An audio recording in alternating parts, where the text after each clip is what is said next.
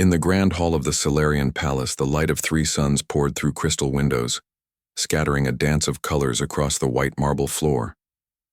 The Solarians, tall and radiant beings of silver-blue skin and glowing eyes, gathered in silence. Their queen sat upon her throne, a crown of living light resting upon her head, her expression one of calm dignity. But beneath that calm, confusion brewed. A procession entered the hall, led by the royal guards. The sound of boots echoed against the stone, but one pair of footsteps was unlike the others, heavy, deliberate, and distinctly human. The queen's gaze followed the sound until she saw him, a man of earth, dressed in the ceremonial garments of her people, yet unmistakably different. His hair was dark, his eyes brown, and his stance carried a strange mix of humility and strength.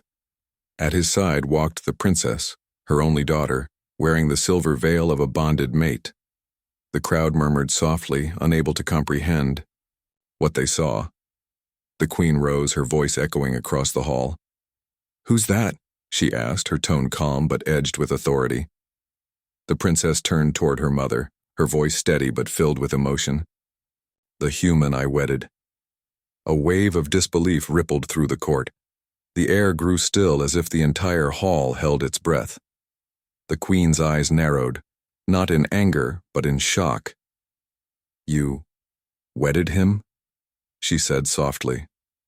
The princess nodded, stepping closer to the man beside her. "Yes, mother, by the old rites of the stars, witnessed by the spirits of our ancestors. He is my husband."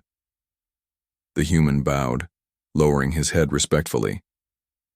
"Your Majesty," he said, his voice deep but humble, "I come not to challenge your ways, but to honor your daughter and the peace between our peoples." The queen studied him for a long moment. "Peace," she repeated quietly. "Human. Do you know what it means to bind yourself to a Solarian heir?" "I know," he replied. "It means devotion beyond the limits of my kind. It means my life is hers, my loyalty to her people, and my heart to her alone." The hall remained silent. Even the guards, trained to stand unmoved, felt the gravity of his words. The queen's gaze softened slightly, though her doubt lingered. "Come closer," she said. The man obeyed, taking slow steps until he stood before her throne. She reached out, touching his shoulder lightly. The warmth of his skin startled her. Humans were fragile, their bodies not laced with the light that sustained Solarians. Yet there was an energy in him, a flame that felt alive and unyielding. "You are not of the stars," she murmured. "You are of the soil and wind. Why would my daughter choose one such as you?" The princess stepped forward, her voice carrying across the hall. "Because he does not see me as a symbol, mother. He sees me as I am. When our fleet was stranded on the edge of the void, it was he who came through the storm when no Solarian ship dared. He faced the darkness and the beast that fed on energy. He saved us all." The queen's eyes turned back to the man. "You crossed the maelstrom of shadows?" "Yes," he said simply. "Not alone. I had faith that courage and purpose would see us through." A murmur of astonishment swept through the court. The maelstrom was a death zone, a place where even light itself was swallowed. No being had ever survived its heart, until now. The queen stood in silence for a long while, then gestured for them to follow her to the inner chamber. Away from the eyes of the court, she turned to her daughter. "You broke tradition, child. No human has ever shared our bond. If the council hears of this, they will question your claim to the throne." "I know," the princess said, her tone unwavering. "But I would rather face their judgment with truth than live a lie without love." The queen looked between her daughter and the man who stood quietly at her side. "And you, human, do you understand what your union brings? You will age while she remains ageless. You will grow frail while her light endures. Do you accept such a fate?" The man's eyes met hers with a calm that carried weight. "I do. A lifetime with her, no matter how brief. is worth more than eternity without her. The queen turned away, pacing slowly. For the first time in many years, she felt something stir, a memory of her own youth, when she had once loved beyond the boundaries of her world. "You speak boldly," she said at last, "perhaps too boldly for your kind." He smiled faintly. "Humans are known for that."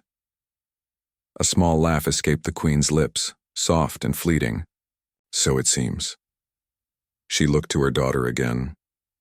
"You have chosen your path, and though I may not understand it fully, I cannot deny the courage it took. Perhaps that is what draws you to him, the strength of spirit your own people often forget." The princess nodded, her eyes bright. "Yes, mother. He has a heart that burns against the cold. When I saw it, I knew I would follow it anywhere." The queen turned to the window, gazing out at the twin moons rising over the horizon. "Then so be it. The court will resist. The council will rage. But the bond has been made, and the stars themselves have witnessed it. I will not tear apart what they have joined." Tears welled in the princess's eyes. "Thank you, mother." The queen faced them both. "Do not thank me yet. You will need strength, more than either of you know. The path of unity is steep and shadowed. But perhaps through your union, both our kinds may learn to stand together." The human bowed deeply. "I will not fail her, nor the hope you place in us." As the queen dismissed them, the hall beyond erupted in whispers and speculation. The news of the princess's human bond spread through the palace like wildfire. Some called it treachery, others called it destiny. The council convened the next day, demanding answers. In the great chamber, filled with the hum of power and light, the queen stood before her advisors. The eldest counselor, his form shrouded in a glow of authority, spoke first. "Your Majesty, this cannot be allowed. A human consort defies the natural balance. His kind are mortal and primitive. He cannot be joined with the heir of Celeria." The queen's voice carried across the chamber with quiet power. "He already is.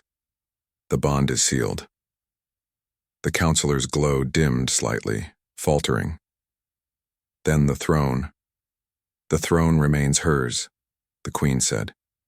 "And through her, the light of our people continues. The bond between them is not weakness, it is a reminder that even the smallest flame can warm the coldest void." Her words silenced the chamber. For a long time, none dared speak. Then another voice rose. "If the human is to stand by her, let him prove his worth before the people." The queen turned to her daughter and her human husband. "Will you face their test?" He nodded. "I will." The test came at dawn. In the courtyard of the palace, beneath the open sky, the humans stood unarmed before the warriors of Celeria. They wielded staffs of energy, their eyes glowing with determination. He had only his strength, his courage, and the belief that his heart was enough. When the signal came, he did not retreat. He met each strike with resolve, using agility instead of force. Though the energy burned his skin and the blows sent him reeling, he stood his ground. Again and again he rose, refusing to yield.